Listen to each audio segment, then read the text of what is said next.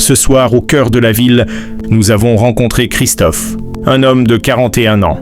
Français, ancien mécanicien, père d'une petite fille, aujourd'hui il vit dehors. Sur ce banc, avec pour seul compagnon un sac et quelques souvenirs, il nous a ouvert son cœur. Derrière ce visage marqué par la fatigue se cache une histoire bouleversante, celle d'un homme qui a tout perdu, mais qui continue malgré tout à espérer. Écoutez son témoignage, parce que parfois une voix suffit pour briser le silence. Je m'appelle Christophe, j'ai 41 ans. Je suis né ici, en France, à Chartres. J'ai grandi dans une famille simple, pas riche mais soudée. Mon père travaillait à l'usine, ma mère faisait des ménages. On ne roulait pas sur l'or, mais on avait toujours de quoi manger. Et surtout, on riait beaucoup. J'ai eu une enfance normale. Foot dans le quartier, vélo, école publique, les copains. J'étais pas un mauvais garçon. J'aimais bricoler, aider mon père à réparer des trucs. Et plus tard, j'ai appris la mécanique. C'était ma passion. À 18 ans, j'ai commencé à bosser dans un garage. J'étais fier de moi, les mains pleines de cambouis. Oui, mais j'avais un vrai métier. Je gagnais ma vie honnêtement. J'ai rencontré Sophie, la femme qui allait tout changer. Elle travaillait dans une boulangerie à 2 rues du garage. On s'est croisés tous les matins. Et un jour, j'ai trouvé le courage de lui parler. 2 ans plus tard, on s'installait ensemble. Elle, c'était la douceur, le sourire qui calme les tempêtes. Avec elle, j'avais l'impression que la vie me souriait enfin. On a eu une fille, Manon, ma fierté. Quand elle est née, j'ai juré que je ne laisserais jamais rien lui manquer. J'ai travaillé dur, parfois 6 jours sur 7, pour payer le loyer, la crèche, les factures. Je n'étais pas un homme parfait, mais j'étais un père présent. La vie roulait, jusqu'à ce que tout se grippe, comme un moteur sans huile. Le garage a fermé. Le patron a déposé le bilan du jour au lendemain. J'avais 35 ans. Du jour au lendemain, plus de travail. J'ai cherché ailleurs, mais le marché n'était plus le même. Les petites boîtes fermaient les unes après les autres. Et les grandes voulaient des jeunes, formés aux nouvelles technologies, à la gestion électronique. Moi, j'étais l'ancien. J'ai fait des petits boulots. Intérim, livraison, sécurité, n'importe quoi pour que la maison tienne debout. Mais l'argent ne suivait plus. Les disputes ont commencé. L'électricité coupée, le frigo vide. Les lettres rouges dans la boîte aux lettres. Je voyais Sophie s'éloigner de jour en jour. Un soir, elle m'a dit « J'en peux plus, Chris, on tourne en rond. Manon mérite mieux. » Je n'ai même pas su quoi répondre. J'ai juste baissé la tête. Quelques semaines plus tard, elles sont parties toutes les 2 chez sa sœur. Je me suis retrouvé seul dans l'appartement vide. Il y avait encore les dessins de ma fille sur le frigo. Je les ai décrochés un par un, avec la main qui tremblait. Après ça, j'ai tenu quelques mois. Je croyais pouvoir rebondir. Mais la solitude, c'est un poison lent. Tu bois plus, tu dors mal, tu t'enfermes. Et puis, quand le propriétaire m'a mis dehors pour loyers impayés, j'ai pris ce que je pouvais mettre dans un sac et je suis parti. C'est comme ça que j'ai commencé ma vie dehors. La première nuit, je m'en souviens comme si c'était hier. J'étais près de la gare. Il faisait froid. J'avais un vieux blouson, un sac de sport et mes papiers. C'est tout. Je me disais, c'est temporaire. Juste quelques jours. Mais la rue, elle t'avale doucement. D'abord, tu dors dehors par hasard. Puis tu dors dehors parce que tu n'as plus le choix. Les jours passaient et je perdais la notion du temps. Les amis d'avant ne répondaient plus. La famille. Trop de honte pour les appeler. Tu te dis, ils ont leur vie, je vais pas les déranger. Mais au fond, t'as peur du regard. Peur d'entendre. T'as tout gâché, Chris. Tu pouvais éviter ça. Alors tu t'enfermes encore plus. Tu marches, tu t'assois sur un banc, tu regardes les autres vivre, et tu te dis, moi aussi j'étais comme eux, avant. Un jour j'ai recroisé un ancien collègue. Il m'a reconnu. Il a fait semblant de ne pas me voir. J'étais assis par terre, avec une barbe de 10 jours et un sac plastique. Ce regard qu'il m'a lancé, je m'en souviendrai toute ma vie. Un mélange de gêne et de pitié.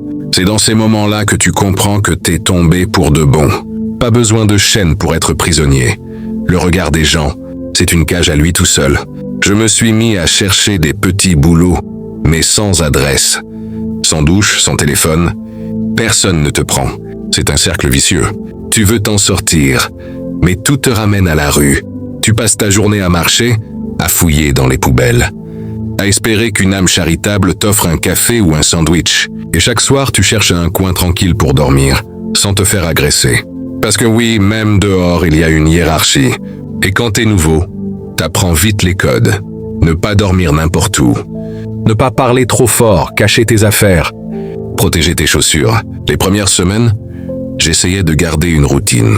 Me laver dans les toilettes publiques, ranger mes affaires, garder mes papiers au sec. Mais au bout d'un moment, tout s'effrite. Le corps fatigue, l'esprit lâche. Tu t'habitues au froid, au bruit, aux insultes. Et paradoxalement, tu t'attaches à la rue. Parce qu'elle devient ton seul repère, ton seul cadre. Elle t'abîme, mais elle te garde vivant. Il y a des nuits où je rêve de ma fille. Je la vois me sourire, me tendre la main, puis je me réveille sur un banc, la gorge serrée. Je me demande si elle pense encore à moi, si elle se souvient du père qu'elle avait. Parfois, j'imagine la croiser dans la rue. J'ai peur qu'elle ne me reconnaisse pas. Tu sais, on croit que la misère, c'est juste manquer d'argent. Non, la vraie misère, c'est d'être oublié. C'est de ne plus exister dans le regard de personne. Je marche dans cette ville que je connais par cœur.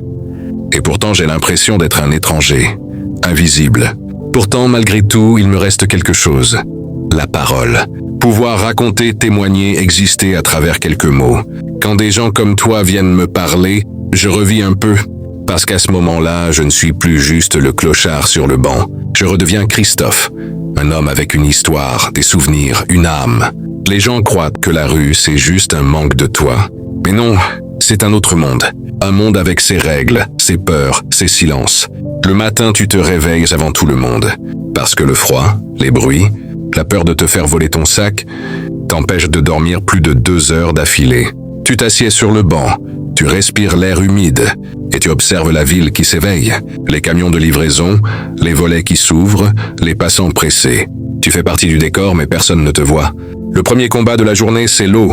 Trouver où te laver ou remplir ta bouteille. Ensuite, la nourriture. Certaines associations passent distribuer des repas. D'autres jours, tu fais les poubelles avec pudeur, en espérant que personne ne te filme ou te juge. J'ai mis du temps à dépasser cette honte. Maintenant, je me dis que manger, c'est juste survivre. Et survivre, c'est déjà beaucoup. J'ai appris à connaître les visages des autres sans-abri. On se croise souvent dans les mêmes coins. Il y a Patrick, un ancien routier, drôle mais brisé par la boisson. Nadia, la cinquantaine qui garde toujours un rouge à lèvres dans sa poche pour ne pas oublier qu'elle est une femme, comme elle dit.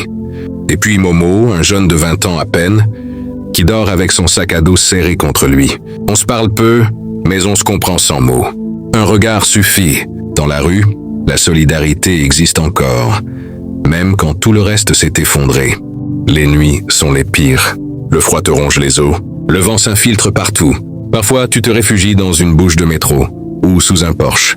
Les flics passent, te réveillent, te disent de bouger.